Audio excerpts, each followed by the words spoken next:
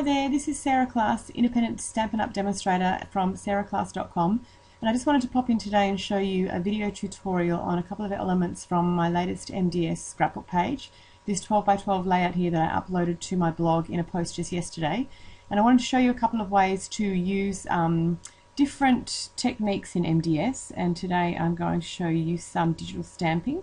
So this is the page that I created originally, and you'll see these here little chevron stamps, one there and one over there, and I've just copied the page without those things so I can show you how I went about achieving those.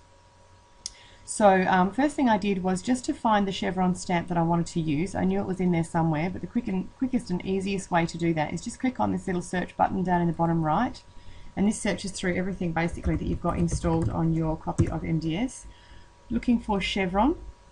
So by searching for that, it's going to bring up everything that's got chevron in the title, and what I want is this chevron 4 simple stamp here, so I'll click on that and insert it.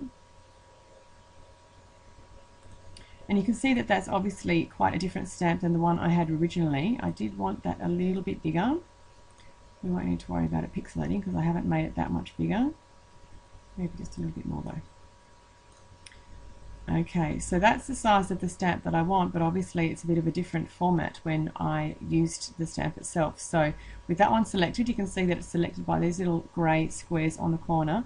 I'm going to click on crop, and then all I want is to select just the area of the stamp that is this skinny little upwards pointing arrow. So I bring in my little handlebars until it's selecting only the area that I want, and then I click OK.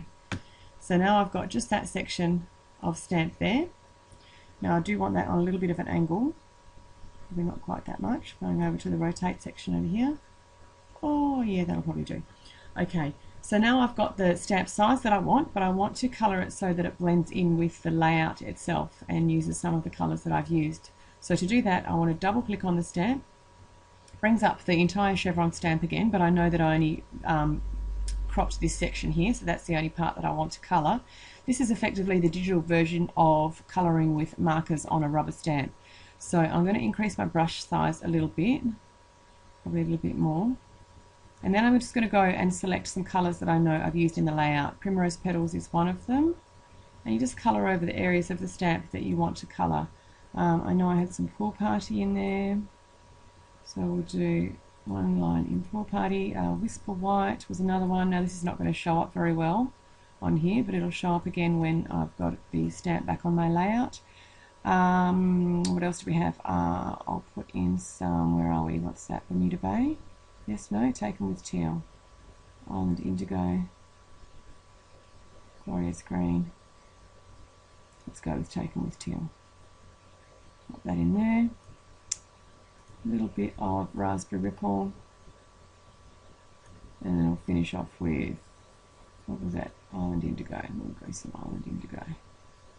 There we go. So I've gone through and coloured my stamp. Click on OK, and then my stamp that was previously black is now the colours that I wanted. So I'm happy with that. That one can stay there. Now you might recall that I had another similar but smaller stamp over on the right hand side of the page just to balance it out. Now instead of creating the same thing over again, all I'm going to do is on my keyboard, I've got that stamp selected. I'm going to do Control C and Control V, or Command C, Command V if you're on a Mac, I believe. I'm not super au fait with Macs, so presumably you will be if you own one. Now I want to rotate that back to 90 degrees so that it's sitting just horizontally. So type 90 in my little rotate box, and then that's headed in the right direction there. But obviously that's a bigger stamp that I wanted for this section. I only had two little bars in my chevron on that side. So what I want to do this time is go back to the crop.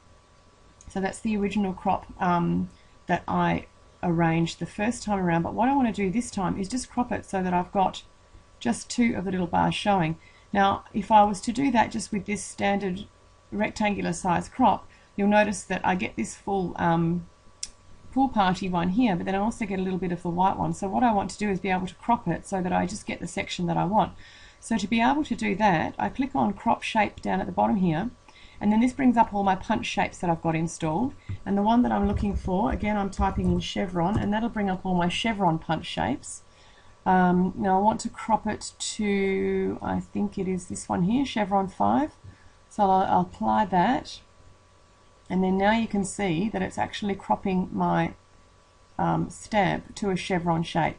It's got the flag shape at the bottom here, so I've got no more white showing there, but it keeps all of the pool party one and all of the primrose petals one at the top here. So I'm happy with that section there, so I click on OK, and then now I've just got those two little bars of my stamp at the top there.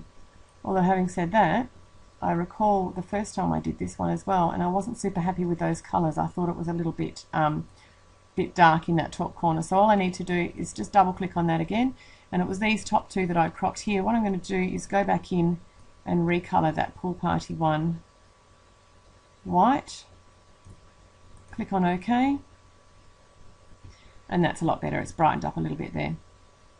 So that's just a couple of little tips and tricks with MDS. I've showed you some stamping, how to colour it as if you were colouring with markers, and different ways to crop. So I hope that's shed some light on a few tips and tricks for MDS for you, and I'd be happy to know what you think.